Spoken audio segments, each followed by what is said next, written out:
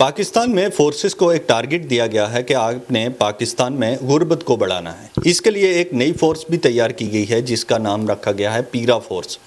पीरा फोर्स के अलावा ट्रैफिक पुलिस हो गई, सीडीए हो गया, ये सारे जो इसी काम पे लगे हुए हैं कि पाकिस्तान में गुर्बत को बढ़ाना है। इसकी कई वीडियो आपके सामने आती हैं कि अगर ये सिर्फ कानून की अमल दरामद करवाना होता तो ऐसा ना होता, लेकिन ये सिर्फ गुर्बत को बढ़ाने का एक टास्क इनको दिया गया है कि आपने गुर्बत को बढ़ाना है। इसका फ़ायदा क्या होगा? अगर पाकिस्तान में गुर्बत बढ़ जाती है तो इसका फ़ायदा क्या होगा? इसका आज मैं आपको इसका फ़ायदा बताऊंगा कि अगर पाकिस्तान में गुर्बत बढ़ जाती है तो इसका फ़ायदा क्या होगा, और दूसरी साइड ये जो फोर्सेस बनाई गई हैं तो ये किस तरह से काम कर रही हैं। सबसे पहले बात कर लेते हैं जी पीरा फोर्स कि पीरा फोर्स का काम ये है कि इलीगल जितनी भी प्रॉपर्टीज़ हैं या जितने भी जो तजावज़ात से बढ़कर लोग काम कर रहे हैं, मिसाल के तौर पे अगर मेरी दुकान है या घर है तो मैं अपनी घर या दुकान के बाहर अगर कोई चीज़ कर रहा हूँ जो गवर्नमेंट की प्रॉपर्टी है तो उस पे मुझे जुर्माना होगा और उस पे मुझे ये कहा जाएगा कि आप ये गवर्नमेंट प्रॉपर्टी यूज़ कर रहे हैं तो ये आप ना करें।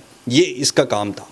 लेकिन इन्होंने किया क्या है कि अगर आपने अपनी दुकान के बाद कुर्सियाँ लगाई हैं, रेडी लगाई है या अपने घर के बाहर कोई चीज़ रखी हुई है तो ये उसको उठा कर ले जाएंगे। पीरा का काम या कहीं पर भी सीडीए का काम ये नहीं होता कि आपकी जो प्रॉपर्टी है तो उसको वो उठा के ले जाएं।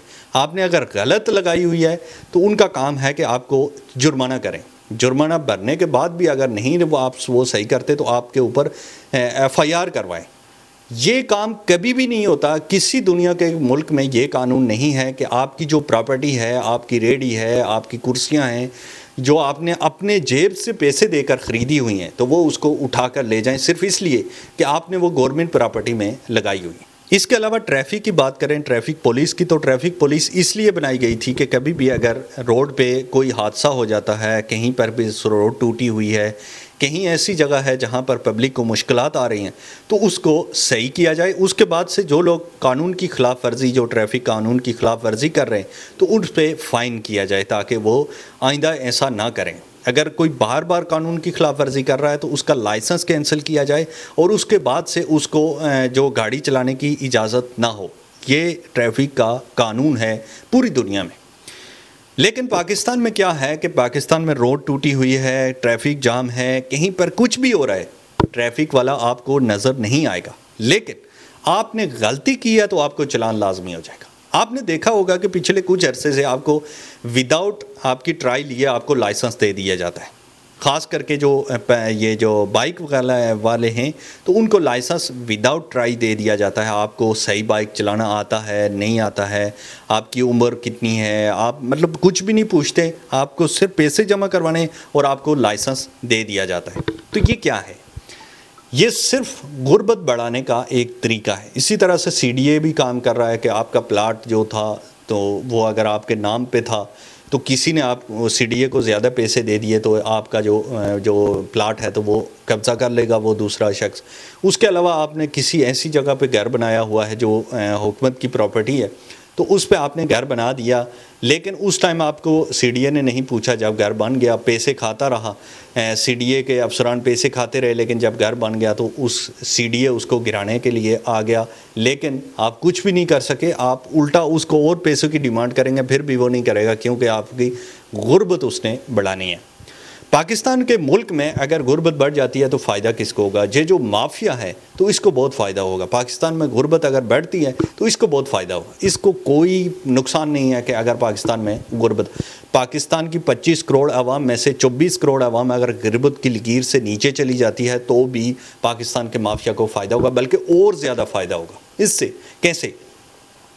पाकिस्तान का जो इस टाइम माफिया है तो वो नहीं चाहता कि हमारे ख़िलाफ़ कोई भी इनकलाबी नारा बुलंद हो, हमारे ख़िलाफ़ किसी किस्म का कोई एहतजाज हो। तो इस एहतजाज करने के लिए कौन लोग निकलते हैं?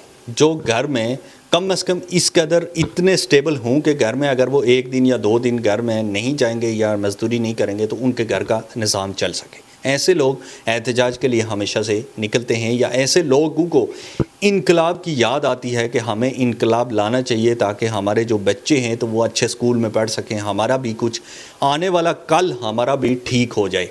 तो इसलिए इनकलाब की लोग बातें करते हैं और बाहर निकलते हैं। जब कोई भी शख्स इस कदर गरीब हो जाता है कि उसको खाने के लिए कुछ नहीं मिलता, तो उसके पास कोई ऑप्शन नहीं होता कि वो इनकलाब लाए, वो अपने बच्चों के बारे में सोचे, वो किसी और के बारे में सोचे। उसे सिर्फ़ एक फ़िक्र होती है कि मैंने रात को बच्चों को खाना कैसे खिलाना है और अपनी ज़िंदगी कैसे गुजारनी। तो इससे कितना फ़ायदा होता है।